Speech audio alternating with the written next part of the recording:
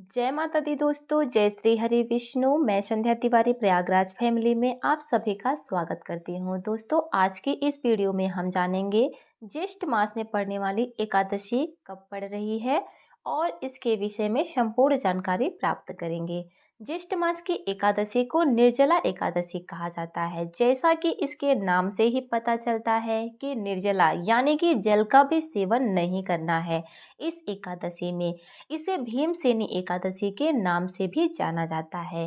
पूरे वर्ष की एकादशी व्रत करने से जितना पुण्य फल प्राप्त होता है, उतना ही पुण्य सिर्फ एक एकादशी निर्जला एकादशी व्रत करने से प्राप्त होता है। दोस्तों, व्रत का क्या अर्थ होता है? तो भगवान श्री कृष्ण ने स्वयं गीता में कहा है कि इंद्रियों के सुखों का त्याग, हमारी जो ज्ञान इंद्रियां होती हैं, कर्म इंद्रियां होती हैं, इंद्रियों के सुखों का त्याग ही व्रत कहलाता है।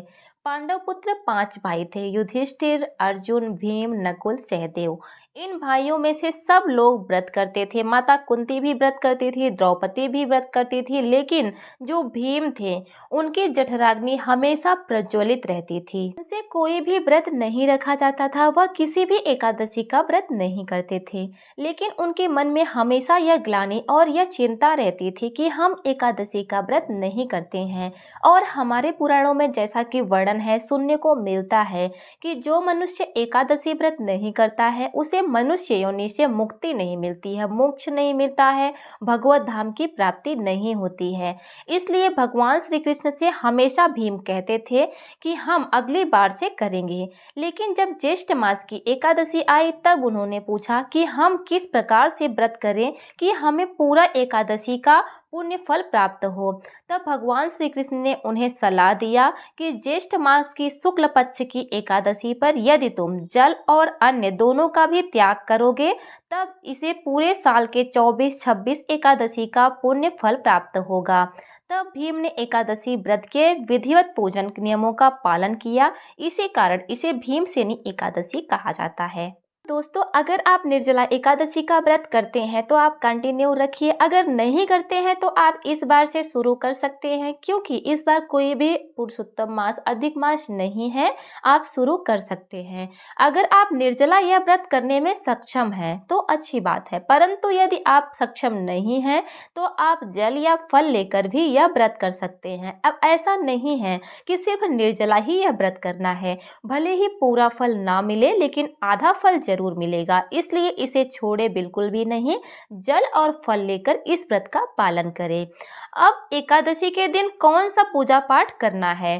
तो निर्जला एकादशी के दिन आप गीता के 11वें अध्याय का पाठ करें, विष्णु सहस्त्र नाम का पाठ करें, भगवान विष्णु के मंत्रों का ज्यादा से ज्यादा जप करें। हो सके तो सुबह ब्रह्म मुहूर्त में स्नान ध्यान करके आपको पीपल वृक्ष में 1 लोटा जल और 1 दीपक लगाना चाहिए, क्योंकि भगवान श्री कृष्ण ने गीता में स्वयं बताया है कि वृक्षों में मैं पीपल हूँ। तो इस दिन पीपल वृक्ष का पूजन करना है।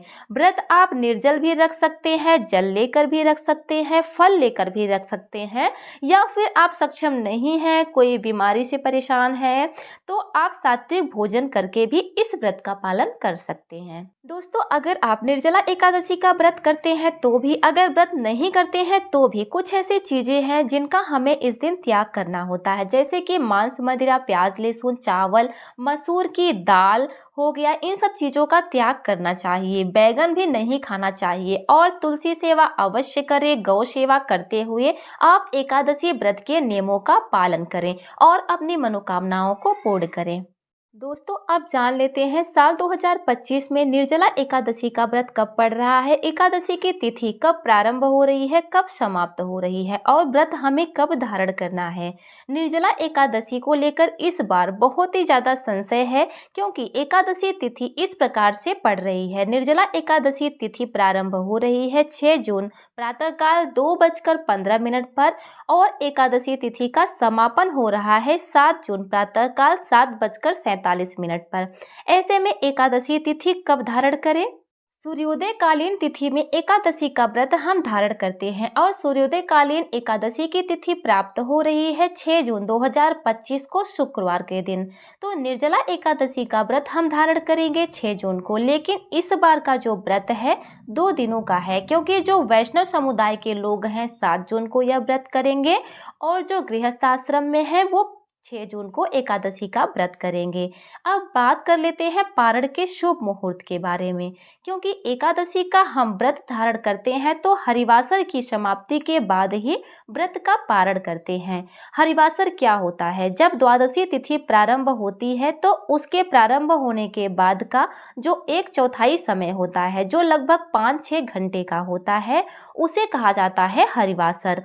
उस समय में हम व्रत का पारण नहीं करते हैं तो हरिवासर समाप्त हो रहा है 7 जून 2025 शनिवार को सुबह 11:12 पर। तो इसके बाद आप व्रत खोल सकते हैं। व्रत खोलने का शुभ मुहूर्त है दोपहर 1:44 से दोपहर 4:31 पर।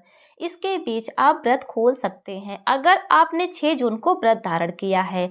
जो भक्त 7 जून को एकादशी व्रत धारण करेंगे उनके लिए पारण का शुभ मुहूर्त है 8 जून सुबह 5:23 से सुबह 7:17 तक, क्योंकि द्वादशी तिथि समाप्त होने से पहले एकादशी व्रत का पारण कर लेना चाहिए। तो दोस्तों, ये है ज्येष्ठ मास के शुक्ल पक्ष की निर्जला एकादशी से जुड़ी हुई संपूर्ण जानकारी।